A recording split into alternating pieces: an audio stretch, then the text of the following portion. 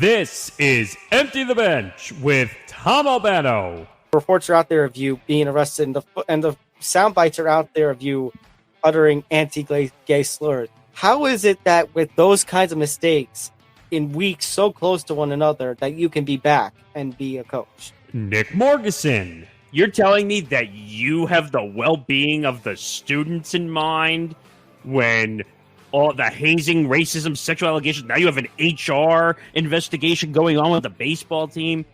You have a coach that's trying to act like Joe Paterno and saying, I don't know what went on in an allegation or anything that happened. Empty the Bench starts now. He had a responsibility to know what was happening in his own locker room, even outside of the program, and especially for fostering a workplace environment in which players felt comfortable doing this with one another.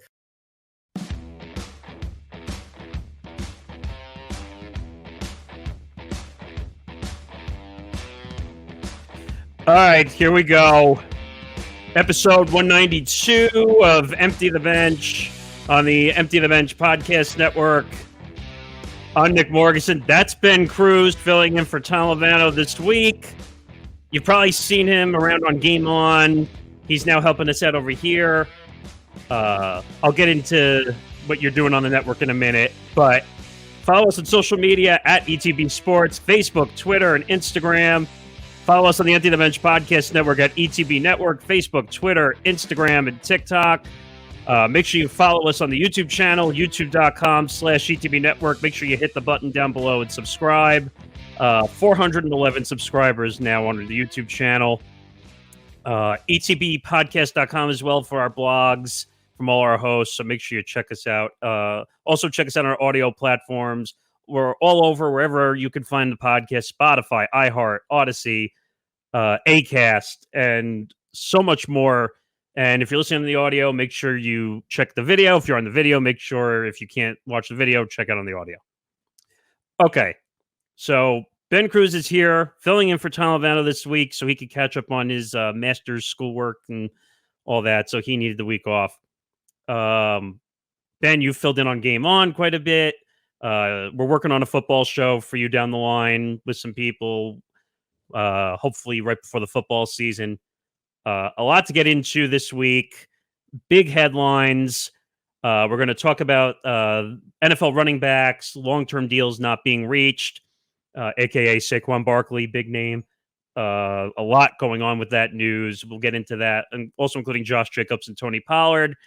More news on the Northwestern front with football. Now it's also baseball and softball and all that situation as well.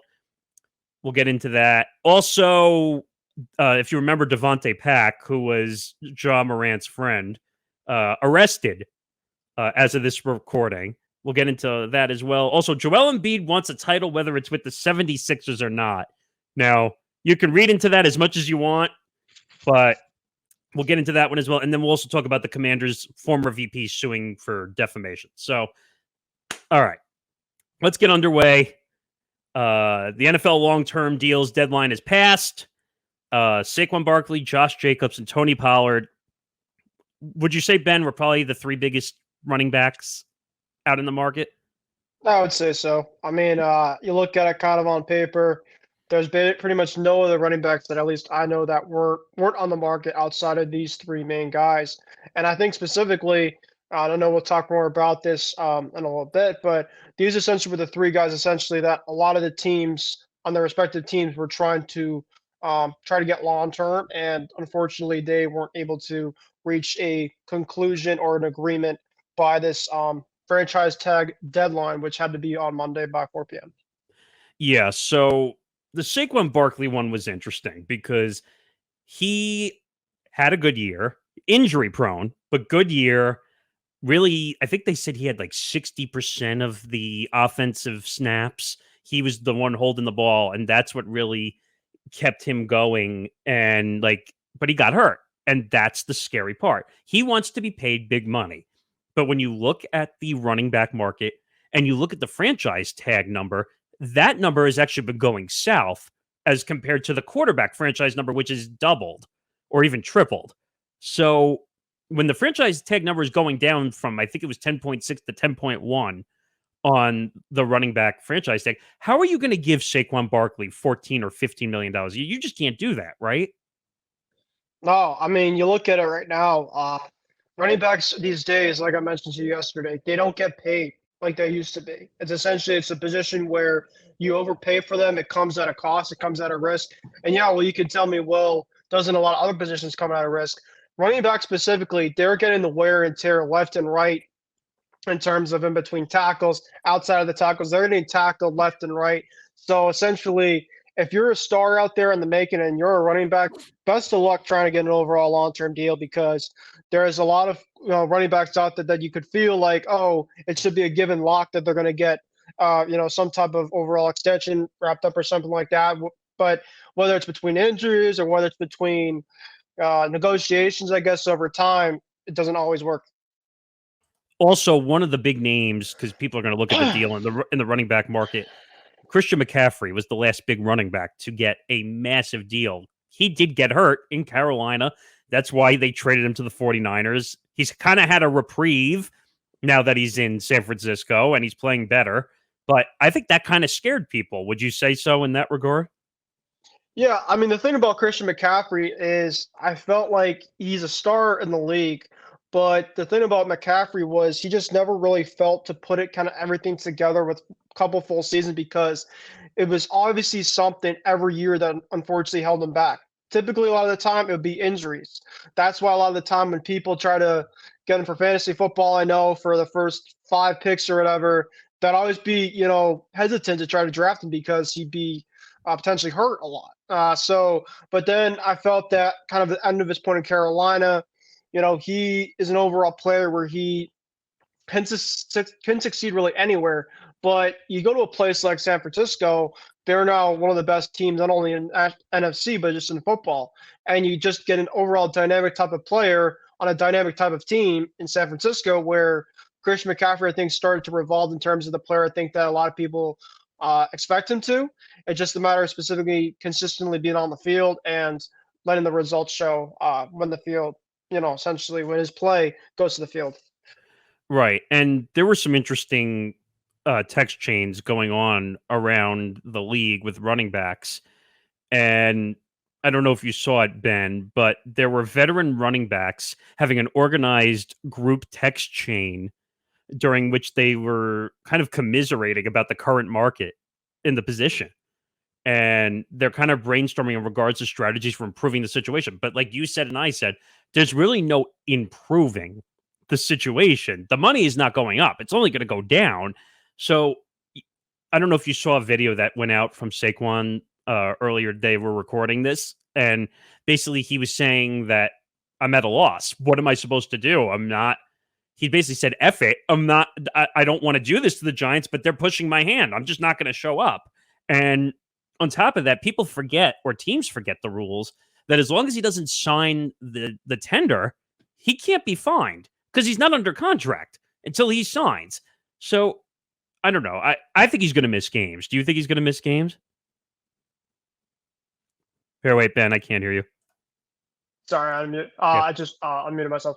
Yeah, no, Saquon Barkley, I think, could definitely have consideration first couple weeks. I mean, I think we've seen across the league for years in the past with some guys specifically where they've either shown frustration to ownership, whether it's essentially it's a message from their own personal feel and ownership doesn't know much about it. It's happened before. For me specifically, I think he's probably going to set up preseason, even though a lot of star players don't play preseason anyway. But I would not be opposed, if you're the Giants and you're Barkley, to essentially kind of come to a conclusion and, kind of talk kind of before the regular season, because I think he's frustrated. And I know he tweeted out right before the 4 p.m. deadline, it is what it is. I mean, that probably is it's a vague overall message, but for his case, he's just like, I gave you guys a chance. Obviously it's on you to overly pay me, and, it didn't happen. So we got to kind of either figure what's going on internally, or I'm going to have to set out some games and send a message to you guys. But the thing is, we see what kind of happens. And there's a certain name, and as soon as I bring it up, you're going to know, Le'Veon Bell, who sat out. And look what happened to his career. It was over. Right. when he sat out, because what happens when you sit out a year as a running back? You're committing career suicide when you do that, sitting out for a year. But at the same time, I'm looking at messages like, what? What'd you say? Yeah, just in terms of you essentially, if you sit out for a while, right? It comes at a cost, and not only a cost by yourself, but it comes at a cost to the team. The team's trying to get ready for the season. The last thing the team wants right before the regular season start is a distraction, and of course, distractions really could not only affect yourself but the overall team because there's something behind the scenes, maybe with either players, kind of with the player that has the distraction, or something else. It's happened so many times to see it. Right. And there's two statements I'm looking at here from Twitter. There were two running backs that responded. One was Austin Eckler from the Chargers, who came out in direct quote and said, "This is the kind of trash that was artificially devalued one of the most important positions in the game. Everyone knows it's tough to win without a top running back, and yet they act like we're discardable widgets. I support any running back doing whatever it takes to get his bag." Now, I would debate that partially. I don't know if running back is exactly the most valuable position on the field. I would say the quarterback is probably the most valuable position on the field, if you ask me, because those are the guys making 30, 40, 50 million a year. I mean, the running backs are making 10. How can they be the most valuable position on the field if they're making 10.1 and a quarterback's making 40? Yeah, no, the quarterback at the end of the day is the most important position to pay with. And if you're a star in the league, you're going to more than likely than not get paid of what you're worth for. That's the terms of the athletes. There's a due diligence in terms of what they talk about, in terms of we all go over contracts with you, making sure that things will go right. For example, Jalen Hurts. Jalen Hurts had a very good season last year with the Eagles.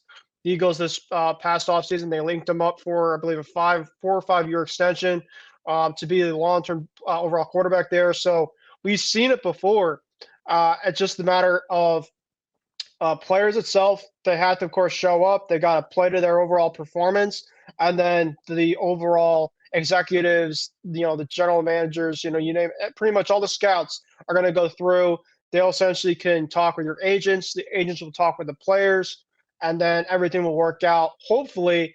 But obviously, with guys like Barkley, guys with Jacobs, guys like some other guys, it's a cold business at times because sometimes you don't get what you're worth.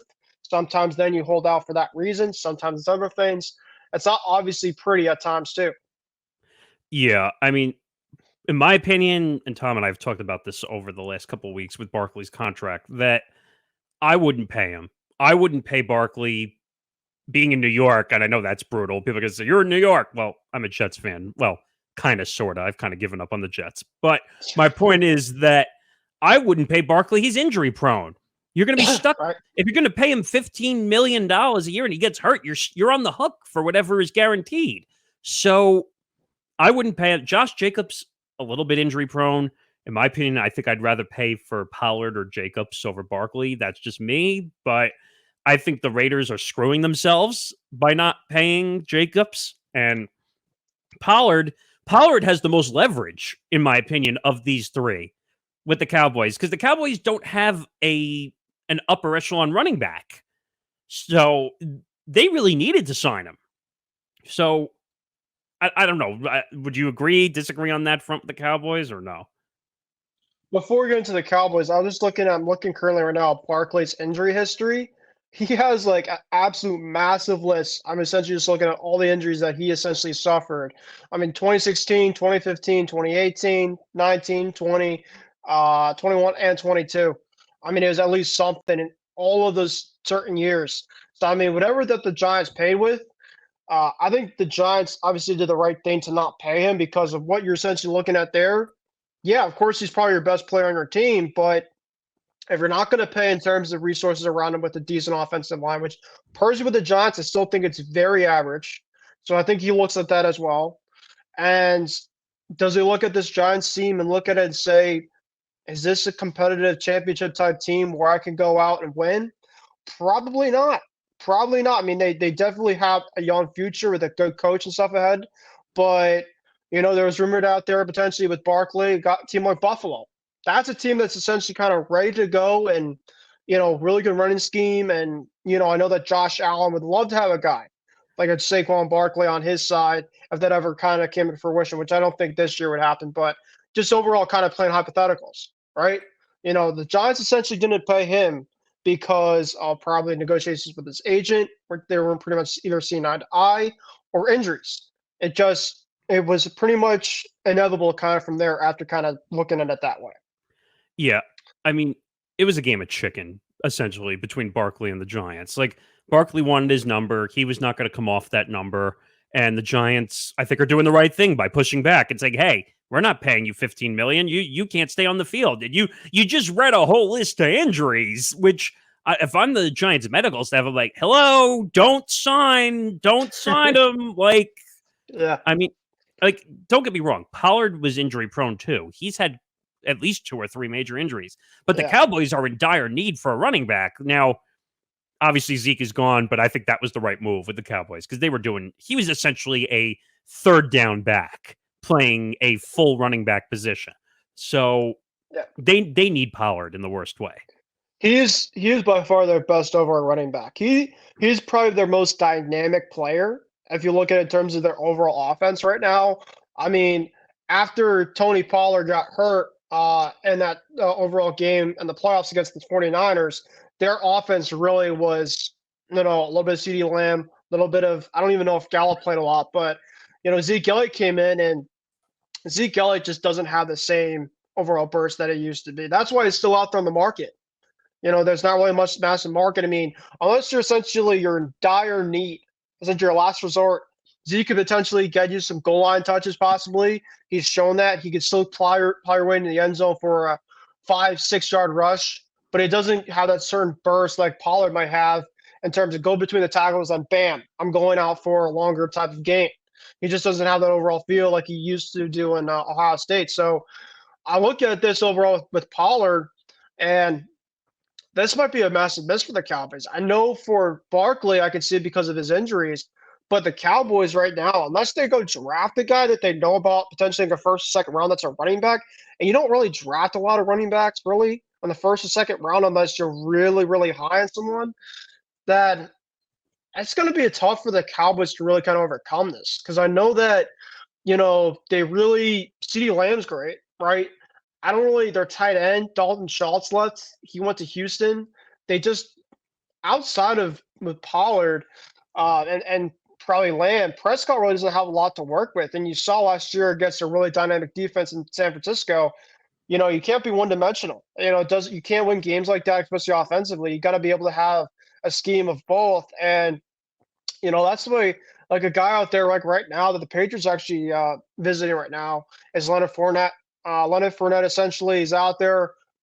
He has a little bit of injury problems, but, Pollard likely than not is going to leave probably after this year because he's only on the tag. So in terms of the Cowboys, I feel like that's more of a massive loss from them not pay him than the Giants to not pay Barkley. Yeah, and also the Cowboys have other issues. I think Zach Martin is supposedly going to be holding out in the situation, so it'll be interesting to see what happens with the Cowboys in that regard. And that's going to be a massive loss because according to him, he thinks he's seriously underpaid. So that could be a whole nother issue to be looking for. Also, and I don't like when quarterbacks or big names come out and make statements before the season has started. Dak came out and said, I'm going to throw under 10 interceptions this upcoming season. Ben, you got to mute yourself again. But sorry about that. But I thought that statement was bizarre when he made it. Yeah, no. There's athletes out there that want to put out bulletin material, right? And, you say that stuff out there, players are not going to essentially, say they didn't look at it. But let's be real. There's going to be players out there that are essentially going to look at that stuff, whether it's on Twitter, Facebook, you name it. Dak Prescott, for me specifically, is probably a top 15 to 20 quarterback in the league. He is not in their first tier, probably not even that 1B tier. He's probably kind of in that middle tier. Probably Kirk I would say probably maybe Kirk Cousins, kind of like right around that area. Kind of like mid, kind of. Yeah, kind of like maybe above that. Probably like the Derek Carr. He's probably Derek Carr. I'm probably like, I mean, I personally think Derek Carr's a little better, but he's kind of in that overall.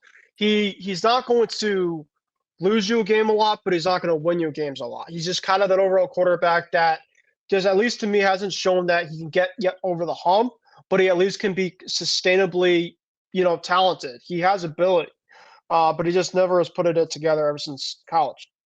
Agreed. And one last statement I want to go to because I thought it was interesting also was Derrick Henry, who put a tweet out also that said, at this point, just take the running back position out of the game then. The ones that want to be great and work as hard as they can to give their all to an organization just seems like it doesn't matter. I'm with every running back that that's fighting to get what they deserve. So I just found that very telling. Ironically, he's one of the last running backs to get a big contract. Yeah, I think Derrick Henry, speaking of the running back himself, I think he's coming up pretty soon on a contract here where, the Titans are going to have to either pay him or not. So, I mean, he's probably kind of seeing this kind of as potentially, oh, I hope I don't get in this situation. There's a couple of running backs out there right now in the league that should be paid. And if you're not going to give those overall guys paid overall money for them, how do I feel?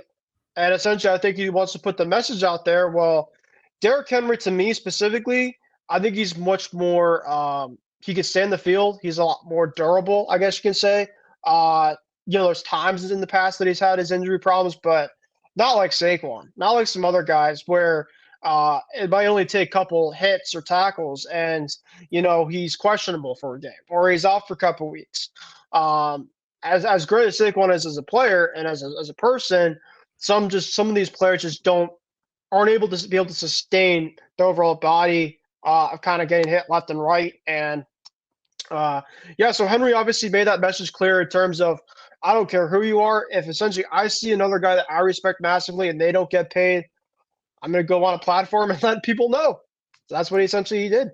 No, I agree. And we'll get back to this conversation because this is going to be discussed more and more as we get closer to the NFL season, whether these guys are going to be on the roster, if they're going to hold out. Now, like I said, just to circle back, that technically on the tag, if you don't sign the tag, you don't have to be there because that's the rule. You can't be fined if you're not under a franchise tender. So, all right, let's move on. Let's move away from football and move on to Northwestern. Now, Tom and I covered Northwestern last week, Ben. This was a massive story that broke and kind of came out from under the woodworks to the point where Pat Fitzgerald, the head coach of Northwestern football, was first suspended for 2 weeks without pay. Then all the allegations came out. And when he was on suspension for 2 weeks, they let him go. They fired him. And he had $42 million due. Now, I made the comparison last week that this kind of felt like Joe Paterno in Penn State in a sense, because if you remember, I don't remember what year exactly that happened. That was a while ago now. But basically, that was a massive deal when that whole situation happened with Sandusky and that whole situation. But now Northwestern has hired Ben Crump, who's the famous civil rights lawyer who has dealt with some of the other black rights cases and the choking situations that we had that made national news. And basically him and his Chicago firm are now taking on the hazing case. And before we get into it, what are your thoughts on this Northwestern situation? Just make sure you're unmuted. What is your what are your thoughts on this? Yeah, it's horrible. It's a really bad look for that team. It's a really bad look for the organization. It's a really bad look for Pat Fitzgerald. I mean, he has been a well-known coach around college football for a while. I mean, he's kind of really started to get that program up to some noticeability, I guess you can say, around the league. And now essentially that you're in this hazing situation, and the athletic department obviously doesn't take stuff they don't take that lightly. They put a lot to it. You get suspended for a couple weeks, but what does that really do? Essentially, they probably have a ton of evidence behind the scenes. They probably went through a bunch of it. They probably looked at some other stuff, potentially with some players that happened. Racially, there might have been some stuff out there. There could have been a lot of overall, stuff that we don't even know still. They might want to be able to keep it, of course, confidential, but just all in all, it's a terrible situation. The players and stuff like that. I'm just looking at some really things about the university in terms of the president, pretty much saying that hazing is in any form is unacceptable and it goes against our core values at Northwestern, where we strive to make the university a safe and welcoming environment for all our students. Our athletic programs are held to higher standards, and in this case, we fail to meet them. I expect that today's actions will, of course, when it happened, to never happen again. And I mean, I don't really know how much specifically. I mean, that just felt kind of like very vague as a whole. I mean, feel like to kind of write a little bit more thorough type of thing, because this is something that should not be, even not even looked at, but not even considered to happen. I mean, this is something that's really, really extreme, and it's embarrassing for that overall team, the organization, and the school and the athletic program. This is going to be something that they're going to be looked back now and kind of be like Penn State. You can kind of look back and be like, oh, now you essentially kind of have this overall scandal that's on your overall record from that school, and now other schools essentially might not look at you guys the same that they might used to been in the past. So it's a really tough situation. Like I said, bad look for Pat Fitzgerald. He really kind of put it to himself. He really kind of did this to himself, and just really tough to see and watch. Yeah, so I have some statements from Northwestern because they put out some statements. They did some press conferences on Wednesday, basically saying he was Michael Schill, who's the president, came out and said, quote, "I write to you today to give you my commitment that I will continue to do whatever is necessary to address the situation, ensure that our athletic program remains one you can be proud of and one that is fully aligned with and reflects our values." Now, I'm having a problem with that quote, because if you were so worried about reflection of values, why did it take so long for this investigation to be done? Why did it take so long to find out these hazing allegations? Why the president needs to be held accountable. Schill needs to be held accountable for the actions. And now that there's a lawyer involved, a big time lawyer in Ben Crump being involved, this now just elevated like 3 to 5 more steps up because of the way this situation is going. And now there's even more reports that other teams on the campus are involved in the hazing allegations. Now, Chris Vavini, who's a senior writer for The Athletic, who covers college football and other college sports, said lawyers representing Northwestern athletes say they've learned of about issues in the volleyball and softball programs, along with football, baseball, and cheerleading. So this is now a campus-wide sports issue with the organization. Another quote that came out, "It's not one coach, it's an athletic department, possibly a president, that allowed this to go on." So if that's the case, shut the sports department down. Shut the sports department down. We had this happen before in other colleges where there was such horrible situations. Shut the department down. You need to get this all under control. Just shut Northwestern sports down. That's my opinion on it. I don't know what your thoughts on it, but I would say shut it down. Yeah, no, I think that they really have to figure out in terms of if this is. See, I really don't know, dig deep really more into it outside of the football situation, but if it's not only a football situation, not only it's an organization and a school situation, but it branches out, that makes it a lot worse. And I think specifically for them to just shut it down specifically, I think is a message, but I think specifically they should suspend it for a couple weeks, maybe a full on month or two, and really try to see if they can, figure something out, because this isn't right. And It shouldn't be essentially for something that the school and the overall campus should take lightly. So I feel like the president should make some rules about it. I know specifically they probably have set some stuff out, but saying it out there and actually actioning it to make something happen is a lot different. So make the action. Try to see if it can send a message to the people out there in the sports department, because essentially college students can now get paid here and there. I mean, maybe potentially down the road, especially maybe if they're a D1 athlete. But if you're pretty much in a situation like this and you might be a D1 athlete that could be paid, like a school potentially like Northwestern, well, now you're not getting paid anymore. Obviously, you don't even go to class half the time if you're an athlete because you're so busy with your schedule and stuff like that. You know, it's on you. Essentially, you essentially don't look at other people and be like, it's your fault, it's your fault. No, it's a whole entire school's fault. It's essentially, it's a team, it's an overall community. So you look at this right now, and it's when you essentially bring another lawyer into this, a Chicago firm type lawyer, it's really serious, and like you really got to find an action to start preventing this overall thing and trying to get it under control. And one thing, like you mentioned, just shut it down and kind of make sure that it's going to work out.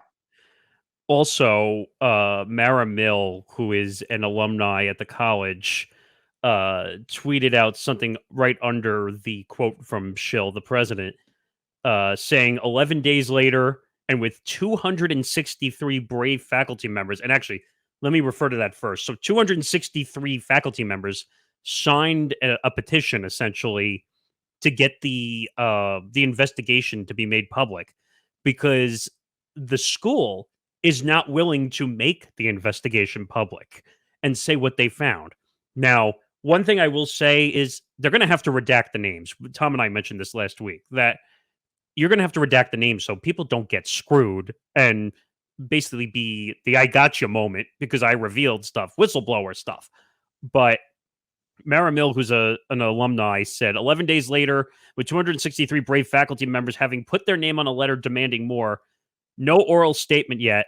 Are you committed? Is AD Greg is the AD of the college, helping you with this, given that he was appointed more than 2 years ago? So the AD's not doing anything. The president is making a BS PR statement. I mean, what do you do here? Like, what can the AD and the president really do to make this situation better?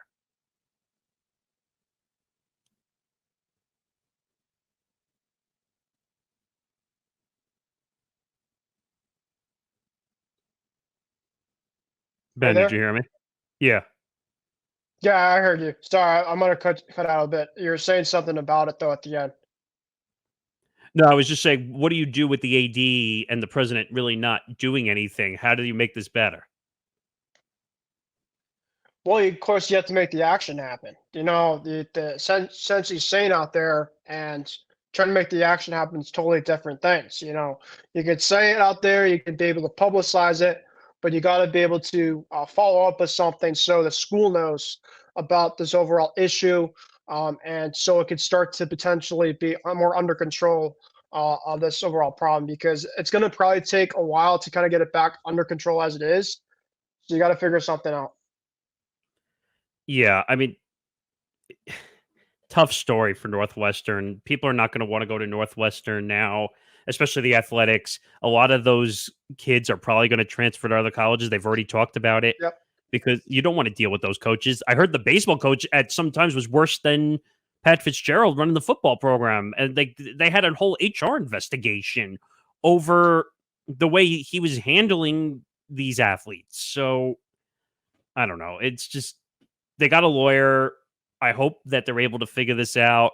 The college is under a lot of scrutiny, and we'll see what happens. But again, yeah, I mean, transfers could be, left and right now. I mean, if you're going to have people transferring left to right, you're going to be losing guys. You're going to be losing people that try to come to your school because you have the situation that's still out there. So, yeah. So we'll see what happens. All right, let's move on. Let's go to the NBA. This was a big headline that broke the day of recording. So per Baxter Holmes, Tennessee law enforcement has arrested Davonte Pack. Now, for people who remember, Davonte Pack was the best friend of Ja Morant for misdemeanor assaulting for hitting a teenager at Morant's home last summer. Now, for people who don't remember when we covered this, Ja Morant, I think, had a kid at his place, and he essentially threatened to hit a kid or with a weapon of some sort. And this Davonte Pack guy is like bad news. Like, Ja Morant should drop him like a bad habit and just get rid of him because he's causing Morant all these horrible situations. And it's bad. And Ja Morant's already been suspended for, 25 games next season. It's not And enough. it's not enough. Of course, it's not. He should have been suspended for a year. I talked to Hank about it. Yeah, it should have been a year. Tom and I talked about it should have been a year. I mean, basically what they did was they slapped him on the wrist, essentially. And they said, well, Adam Silver is a players commissioner in every way, shape, or form. He's not going to let the guys who make millions of dollars be off the court because that's marketing dollars that the NBA would not get if he's off the court for a whole year. So what do you make of Davonte Pack getting arrested? It's crazy. It's obviously not surprising too. He was also, I believe, in the IG video with the Ja Morant essentially maybe that was the first time, the second time it was two. Okay. Yeah. So I mean he essentially had evidence as well too of stuff that he was doing essentially with Ja being essentially an influence of, okay, I'm gonna be around him, we're gonna do some stuff out there. People can catch it now these days. I feel like specifically for John and his friend, they're just thinking they could fully get away with something like that. Heck, people over in airports now, they check for stuff left and right. It's called security. And I mean, he's out there essentially, especially after the first time he pulled it out. Yeah, mistakes happen. Of course, it was messed up. But I was telling Hank about this too. There's no turning back. There's no second. I'm having another second chance, and there's second chances. I believe in that. But when you do it again, I mean, come on now. And then you apologize for it? No. You can apologize for the first time.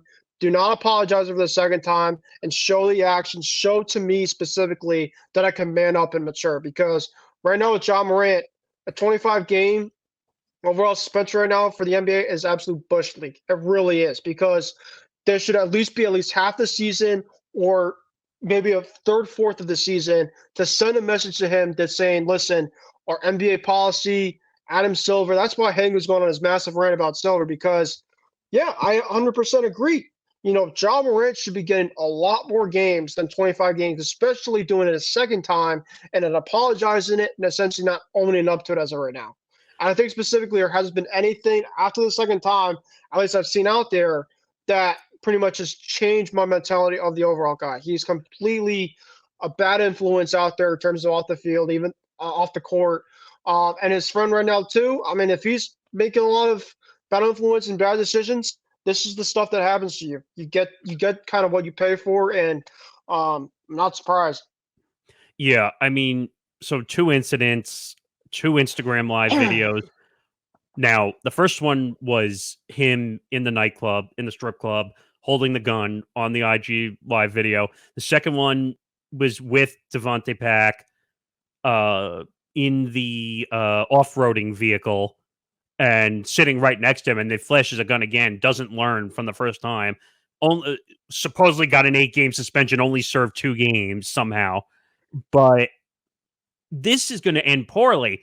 I mean, you have to remember, like, there are kids that look up to Ja Morant and want to be like Ja Morant. And by the way, now I can't remember how old you are. I'm 30. You're okay. 27. So 27. Okay, so he's 23 years old.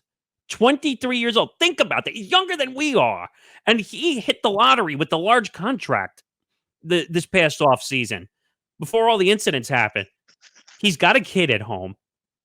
And, like, this is sending a bad message to kids. And he's not going to learn. We already know that he's messed up twice. You really think he's going to learn and really be able to handle this situation again? Like, no, he's not going to learn. He's never going to learn because Ja Morant is who Ja Morant is. He's a star. He's a star athlete that got paid. So Yeah. There's no way out of this. Like, unless Adam Silver gave him a full season suspension, it's just going to happen over and over and over again, and it's never going to be fixed. So, No. I'm not surprised by this. No one should be surprised by this. Yeah, I mean, the crazy thing is too. I mean, there's a amendment out there, the right to bear arms. I mean, legally, specifically. I mean, obviously, but you shouldn't be having a right to bear arm type of overall material with you unless essentially you might be a policeman or in terms of an overall protective security guy out there for potentially for defensive purposes reasons. But if you're an overall athlete, you're getting paid all this money. The one thing you just got to do off the field and off the court, wherever you are in the off season, don't be stupid. That's all you got to do specifically. Stay out of trouble. Yeah, if you're out there and, go out drinking, you get intoxicated, people, of course are going to maybe publish it, maybe make something crazy out of nothing. This article right here, you bet they're going to put something out there. You're going to make essentially a fool out of yourself, after time, especially doing it 2 times. You put it on IG, you think you're all, a hot shot or whatever. Get out of here with it. You're not. You're more like an idiot, and you're just essentially making yourself, essentially you're pushing your overall legacy back too by doing this stuff. When I look at overall Ja Morant's career, kind of describe Ja Morant to me. Well, he's an absolute phenom of an athlete. He's a great overall player himself, but he is a terrible person. So, it comes and goes. There is a balance. Be able to be a really good athlete as a person and a really good person on and off. And he doesn't have that off at all. So it's a major issue. Yeah, I agree. He's never going to be a good guy. A lot of athletes are not good people. They're horrible people. But when they make their money, they could do whatever they want. Go ask Kyrie Irving. As soon as he made his money, he's a horrible person.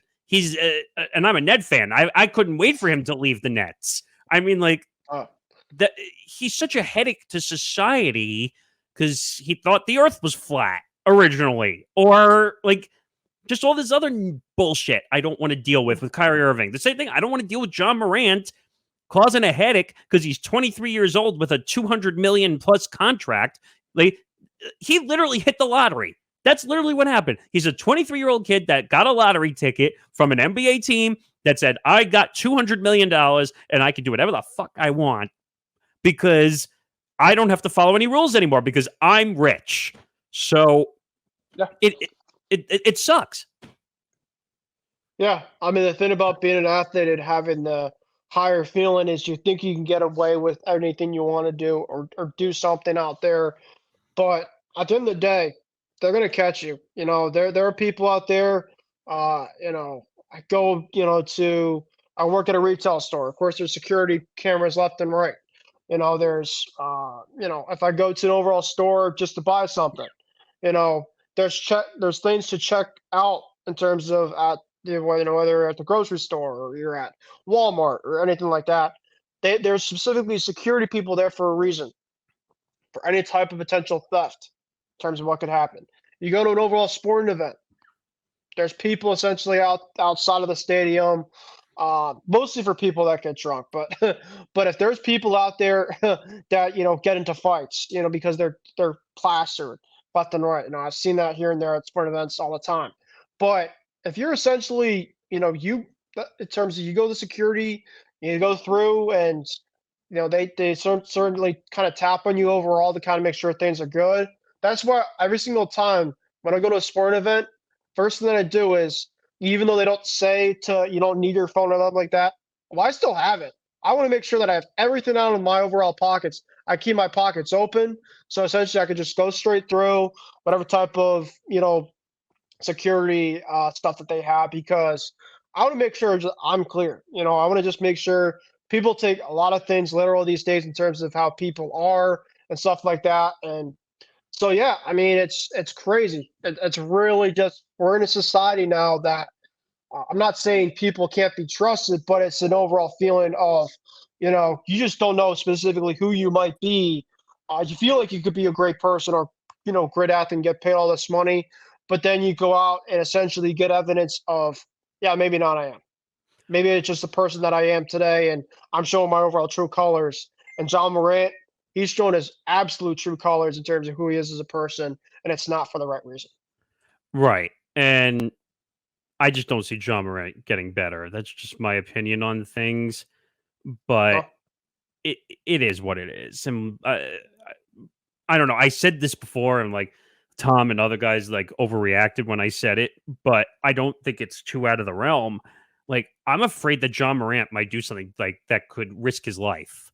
In my opinion, at least. Like I I wouldn't be surprised like if he ended up in the wrong. Well, he's already in the wrong circle with Davonte Pack, but like what happens if because he's got money and because he's got power and fans and other people are out to get you because you're a rich athlete and they want that life. Just think about that. He could end up in a life or death risk situation because of the circles that he's in. So I don't know. That's how I see it.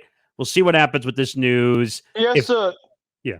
Sorry, hold your thought. Because I was gonna say, I was thinking he has to go see some help, like absolute, massive help, to a maybe you know, therapist or somebody out there that can really get this guy under control massively. Because if he gets reckless, I mean, you've already seen two proven instances that when he gets reckless out there, yeah, I mean, as obviously as messed up as what you said, could be definitely sadly true. We don't obviously want to have a guy like that come to certain situations because, of course, in today's day and age, you just never know with people in terms of the way that they kind of handle themselves, and uh, especially when you have an overall weapon that could be loaded, right? Jack Jones situation that was going on specifically. You bring two loaded guns to a to a security area at an airport. I mean, are you so, you know, it, it's really to a lot of these young athletes too that we kind of been seeing it as well. I'm not saying that older athletes don't have it because they do, but it just the overall feel of like I'm gonna say like I'm a too cool for school type of thing, but like I'm gonna get away with anything that I want. I'm gonna go out there, I can go play poker, which that's fine to do, but just kind of an overall just feeling of I'm gonna just go out, have the time of my life, maybe take some risks and stuff like that. Whether it comes to a time and place where your risks as a whole could overlap and get you overall in trouble, yeah. So Yeah. essentially, you're hurting yourself for anything specifically that you're doing on the court. We don't care specifically how you're doing on the court. We want to make sure that your life's together and making that sure is your priority first over playing sports. Right. And the last point I'll make is I forgot to mention this before at the beginning of this, but it kind of reminds me, well, not fully, but the Gilbert Arenas situation with the Wizards, with Gilbert Arenas and Javaris Crittenton, who's now in jail for life. He was a bad guy, Javaris Crittenton, in every way, shape, or form. But when the two of them were gambling in the locker room and they pulled guns on each other, I mean, like, and David Stern, RIP now, but like David Stern handled that properly, suspending them for the rest of the season because that's what you're supposed to do when you break the gun policy. If you have loaded guns, that's not allowed. So I don't know why Adam Silver is not learning from that in that situation. Like, hey, Gilbert Arenas, Javaris Crittenton. Gilbert Arenas' career was over after that. Also, and Javaris Crittenton is in jail for serving life terms. So, I don't know. But just Adam Silver and the NBA have to handle this better. All right, last The story. the rant with Hank and Adam Silver was crazy that he was saying, but he was right. He He was was right. right. So something has to give, and of course, when you were saying about it really quickly before cutting you off, which I apologize about, but yeah, I mean, he's right. I mean, Adam Silver has to work something out. He has to be able to uh, look at other guys essentially that are putting reckless behavior and stuff like that out there and really get this under control because 25 games, please. Yeah, that's 100% right. I mean, we'll see what happens. But all right, final story from the NBA. Joel Embiid wants a title. Now, I want you to look at this statement because I thought this was very bizarre the way he said this. Joel Embiid wants title whether with 76ers or another team. Yeah. So I see this and I say, is he trying to look for attention? Is he trying to say that he really wants to win a title bad, which I'm sure he does? The Philadelphia 76ers have been in trust the process for 7-8 years now, and it hasn't worked out. So I don't blame Joel Embiid. Philadelphia, everyone thought that Philadelphia was going to win a title already, and it just has not happened. And now they're dealing with the James Harden mess, and Harden is fighting with Daryl Morey because Daryl Morey wanted to keep him, but James Harden, who at best is a B-plus player in my opinion, I know people are going to say you're being harsh, but he hasn't won anything. So he's a great scorer. He can't play defense, but he can't be trusted to be a leader. So I'm not surprised by this. And actually, I'll even go further to say that I think Joel Embiid is not going to finish his career with the 76ers. Yeah, this is obviously, it's really fascinating to kind of watch here. I mean, James Harden and Daryl Morey reportedly, their relationship's fractured. There's no turning back on it right now. And Joel Embiid, of course, I feel like specifically, whether it's Jimmy Butler, whether it's James Harden, he obviously feels like he needs to play with another overall talent in order to get his game over to where he wants to be. But in terms of this overall article and this overall statement, wants the title with either the Sixers or another team. If he wanted to say just the Sixers, he wouldn't have mentioned somewhere else, right? You feel like specifically that he's making it at least open to where I might give you guys a couple years. I know that he said he might follow the Dirk and Kobe route with the Sixers to play his whole career, but the East is going to still get better. It's getting better. Boston is going to be around. My Celtics going to be around with the young core that we have. Miami, they've been in the Eastern Conference Finals, I feel like the last 3-4 years. They're not afraid of you. The Bucks. The Bucks, of course, still with Giannis. Giannis is still around with them. They're still going to be the Bucks and the team that really. I mean, I guess the Celtics, but really the Bucks feel like the team to beat still. I know the Celtics are probably going to be the second seed or third seed, but still around there. But yeah, I mean, the Philly's going to still be probably a top 5 to top 7 team.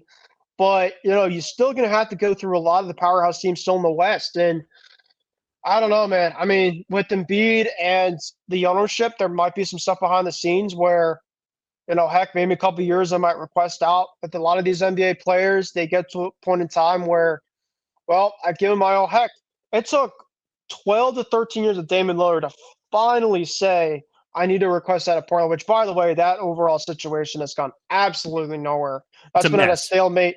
That's been a stalemate. I feel like the Donovan Mitchell with Utah and the Cleveland situation all over again. It's probably going to take weeks. They're essentially just playing phone tag left and right in terms of the agents, and they essentially give me what terms of what they want. But I'm not going to kind of wait it out. Just make something happen. But essentially with the Celtics and stuff, I know that there are some reports out potentially with Dame and them. I'm kind of out on that. I'm kind of ready for them to kind of just keep Jalen, which, by the way, that Supermax situation is very fishy, still going on with there. But in terms of with Embiid, though, this is something that I'm definitely going to see in terms of this season. I don't know specifically of his overall contract right now, but, you have to, of course, think about it that the Sixers probably want to extend Embiid for the foreseeable future. But if there were some teams out there specifically, to Joel Embiid and the Sixers, I think the New York Knicks are probably on the top list, even though that Hank probably wouldn't want to hear it. I think that the Knicks, in terms of the bet odds right now, that they could be one of the top teams in terms for Joel Embiid if it happened. He could still play in the Eastern Conference, and I think specifically they can have a decent amount of pieces to give up a potential trade Joel Embiid package. Because let's be real here, if Joel Embiid wanted to get traded, then you of course have to make the situation work out for a trade. And you're seeing in terms of a guy like Damian Lillard, Joel Embiid has very similar star status to a guy like Damian Lillard. So we're seeing in terms of how much return it could happen with. I just don't know specifically if Joel Embiid wants to go through a process or a potential rebuild down the road with the Sixers. I think he's going to probably leave within the next 1 to 3 years by now. If he does not win a championship with that Sixers team, and who knows specifically if he's still buying into Daryl Morey's philosophy by that point in time.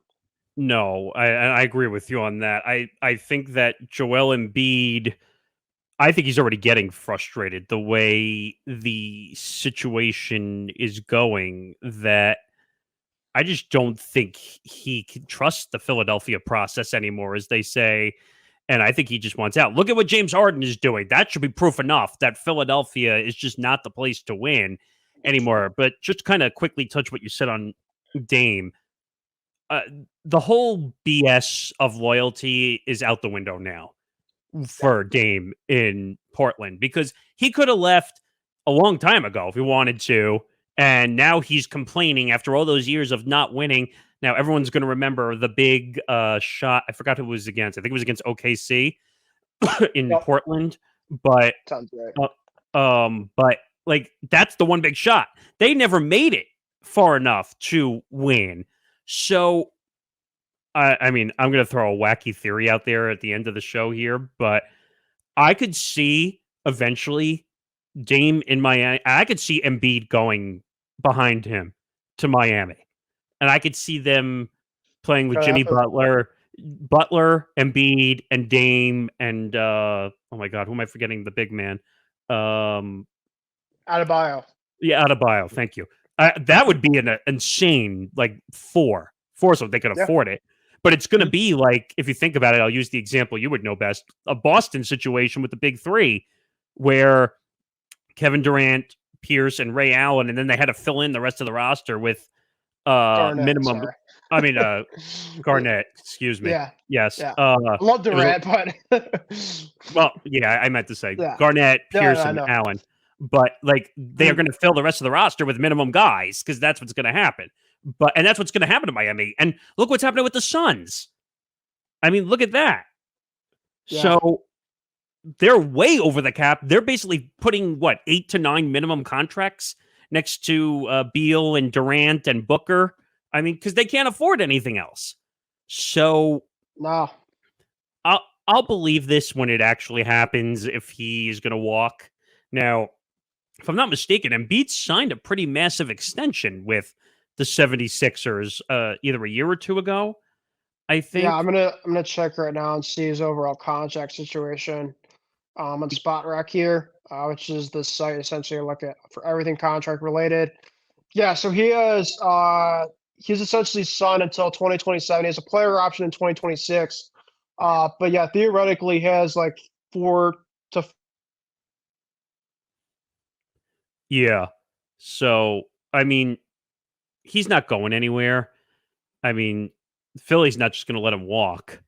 So it's one of those situations where Philly's got to figure it out with him and try to figure out what they're going to do with Embiid and how they're going to handle it. Because with all that money that he's owed, where he's got $47 million 2023, 51 million 2024, 55 million 2025, and then a player option 59 million in 2026. That's really the situation that we got to figure out. So I don't know what's going to happen with Embiid at this point, but does he really want to win a title in Philadelphia, or does he not want to win a title in Philadelphia? Like I said, I could see him going to Miami. I could see him going a bunch of other places. So let's see. There we go. Yeah. But I was just saying, the numbers are so big, I don't know if Philadelphia is going to be able to trade it. Yeah. No, I think, with 3 to 4 years, 3 to 5 years in that overall span, the process, I think, is going to be broken by that. Unless they add somebody else with him to Philly. if Philly wanted to have the process kind of keep going by now, they would have added somebody with them, whether it was Jimmy Butler, a Damian Lillard type. They could have kept Jimmy long term. They could have had it happen, but nope. Suck to suck. They could have kept Harden around, but Harden essentially has not liked what Daryl Morey's done off the overall court right now in terms of their free agency process. The Sixers really did not do a lot of moves this offseason. You look at it, they got Paul Reed back, they got Montrezl Harrell, they got decent big man, but you don't look at them and be like, take Harden out. It's they don't really have. I mean, Tyrese Maxey is a good complementary piece. He's a good player, but I still think they're like a 4 or 5 seed. I don't think they're better than the Celtics. I don't think that they're better than the Bucks. I don't think that they're better than the Heat. So no, they're not. And I think, like you said, Philadelphia's going to go from being here to down here because I just think they're not going to have. I think Joel Embiid eventually is going to say, "I'm out of here. I'm demanding a trade at some point because they're not going to win." So exactly. we'll see what happens. But that's pretty much the end of the show. Follow us on social media as it scroll across the bottom at ETB Sports, Facebook, Twitter, Instagram, TikTok. Facebook, Instagram, and Twitter for Empty the Bench. For ETB Network, at ETB Network, Facebook, Twitter, Instagram, TikTok. Make sure you follow us on YouTube, youtube.com/ETB Network. Make sure you follow our website, etbpodcast.com. Ben, thanks for coming on and filling in. Had fun. Yeah, that was fun. Tom will be back next week as we get closer and closer to football training camps opening. We'll probably do that in the next couple of weeks. But that's it for episode 192. For Ben Cruse, I'm Nick Morgasen. Like I said, Tom will be back for episode 193. We'll see everybody next week.